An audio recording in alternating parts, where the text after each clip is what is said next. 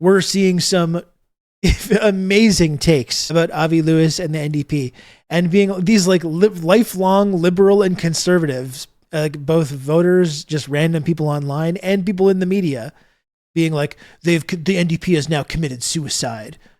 The NDP, by now associating with this man, Avi Lewis, like the same way they talk about Hassan like he's some dangerous extremist, it's really even more hilarious to talk about Avi Lewis like he's a dangerous extremist. I like Avi Lewis and a lot of the things that he stands for. This man is not a dangerous, subversive, radical extremist, though. And it's absolutely fucking insane to try and portray him in this way. But people being like, the NDP, hitching their wagon to this dangerous extremist who believes all these radical things, they've ensured now that they will never win another election and they will never appeal to anyone. Look at the polling. Look at what the polling says about Canadians and energy infrastructure. Look at what it says about refugees. Look at what it says about this and that. They'll never be relevant now. As if the whole last 20 years of the NDP didn't happen, that we can't look at. We can't look at like what the NDP has been doing and saying for the last 2 decades, and how they've just consistently become increasingly marginal, have shrunk to total insignificance by doing this kind of like third way, we're this kind of the formerly Social Democratic Party, but now we're not doing any of this. Now we're just like, we're a little bit more left wing. We're basically the liberals, but we're a little bit more progressive. We're doing a little bit more outreach to like union movements, working class movements. That's what the NDP has been doing for multiple decades, and is a losing scenario. It's a completely losing scenario. It's just chasing poll numbers and chasing these kinds of trends and chasing this kind of bullshit Clintonist, Blairite triangulation to total irrelevancy. And what people don't seem to understand about this country is that we already have a liberal party, and that trying to be like the liberals, but maybe a little bit better, people will just vote for the liberals. The idea that like maybe, just maybe, what we should be doing is offering people an actual alternative to the ruling class duopoly in this nation. An actual legitimate alternative with different ideas rather than watered down versions of the very same ideas that we're used to seeing. And all these like newspaper people and columnists and opinion journalists and talking heads and Rosemary Barton are all, oh, tut, tut, tut, tisk, tisk, tisk. The NDP has gone completely off the deep end. And that's something that I really object to as well. This whole idea about talking about these like extreme radical left-wing ideas, as if like carrying on our current trajectory isn't the most radical extreme idea. You know what's extreme? You know what's a politically extremist idea? I think funding a genocide. Funding a foreign country that mass murders children and deliberately maims children and has this network of torture prisons where people are sexually abused and tortured, people who have not been convicted of a crime, and fully supporting and subsidizing this country and freaking out about any criticism of this country. That I think is radical and extreme. The idea that you can look at someone like Avi Lewis of all people and being like, he wants to like have some kind of a national program for telecoms or for groceries or for energy or whatever it is, and talk about him like he's a dangerous extremist. When as if we're not all living in this world where everything has just continued to get worse and worse and worse. The environment's getting worse. The social fabric is breaking. Everything is getting more expensive. We've got genocides and Middle Eastern wars being started by these psychotic imperialists that are our closest allies. Everything is just getting worse and worse and worse. We're empowering these like fascist movements and leaders and demagogues. It's happening all over the world. And the sensible, reasonable people in our media establishment or the newspaper columnists or whoever, like the only thing we can possibly ever do is just continue going along this exact same path. And anyone that proposes any ideas that falls outside of this very limited framework that we've established for where political debate can be. Anyone that proposes any ideas that's to the left, of course, people on the right that propose ideas, that's actually okay, and we accept that, and that's actually not radical and extreme. But anyone that proposes any ideas that's remotely on the left flank of this very narrow ideological spectrum, which we can negotiate and we can talk about and debate, is this wacky, extremist, insane person? Are we not tired of this? Are we not just totally tired of being talked to like this? Yeah, the Leap Manifesto is a great example. Like, they freaked the fuck out about the Leap Manifesto. which is not the Communist Manifesto. It's basically just the Green New Deal. It's like the planet's dying. We're relying entirely on this fossil fuel extraction industry, which is failing the planet. It's failing the country. It's failing the actual workers that are working in this industry. We need to try and transition away from this objectively, scientifically determined harmful form of energy into something that's a little bit more sustainable, and doing so in a way that we protect workers and we protect families and we make people thrive even more than they are currently. And the reaction to this, not the reaction from like the centrists, the reactionary centrists, but like from the NDP itself at that time, was just embarrassing. I guess my point is that the response to this shouldn't be to try and change your messaging and your strategy. And I'm hoping that the people that Avi has advising him in his campaign and in his leadership now are aware of this. And in my understanding from the limited background information that I have on this, I do have confidence that the people close to him are aware of this phenomenon. Like, it's crazy, the Alberta NDP. It's actually crazy. This was not a close race. This was not a close contest at all. And to see the level of excitement among members of the NDP, this man energized members of the party. He got people to sign up to the party. It's helping to make this party relevant again as people start to imagine, oh, maybe this party can actually be good. And you have people already in the party desperately trying to distance themselves from this. What? There's excitement about our party for the first time in a decade? Oh, we need to distance ourselves from this. This is very scary. It's nuts.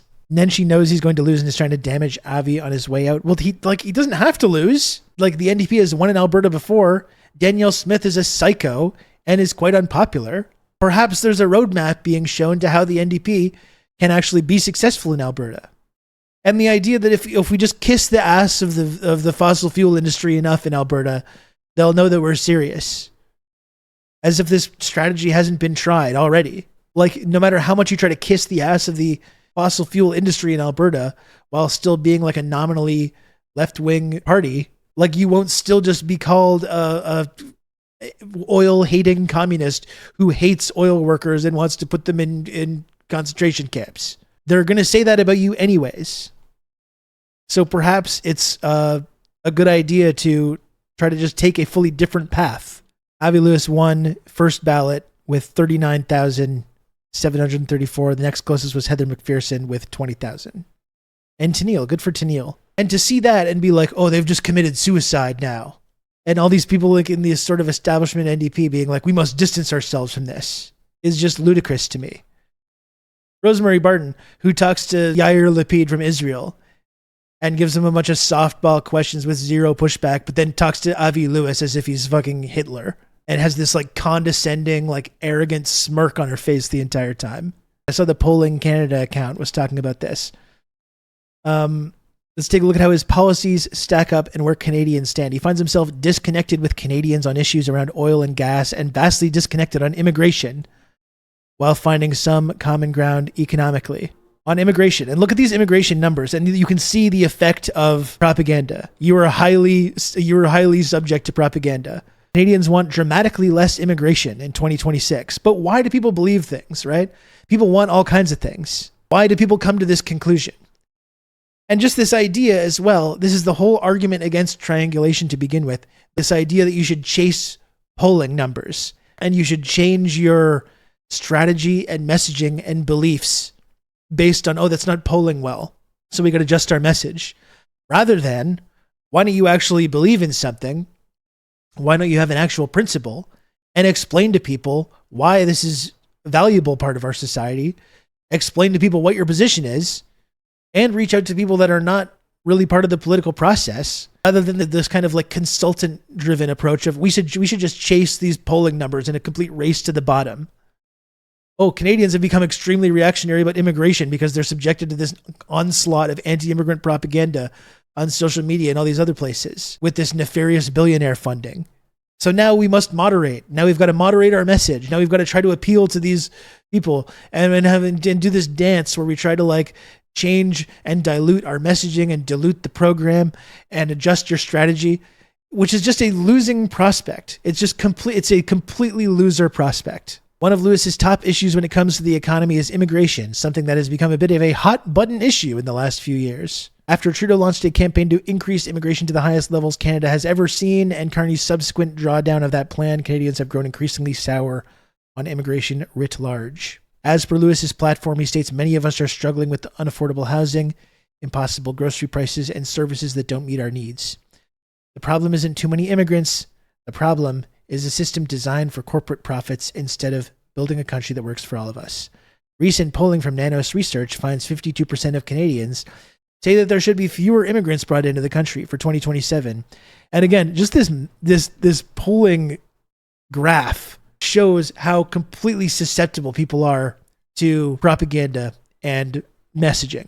And just this idea that like people should take a look at this chart and form their beliefs or form their communication strategies based on the chart, rather than holding firm to an actual principle and trying to bring people over to what your belief is and where you are. And it turns out that you can just ignore that. When you see the numbers on Israel, they'll ignore that. All the polling shows that Canadians just do not want more immigrants. So therefore, Avi Lewis or anyone running for this progressive position should make sure that they dilute their messaging on this. And then once they do that, then of course people will trust them and think that they're,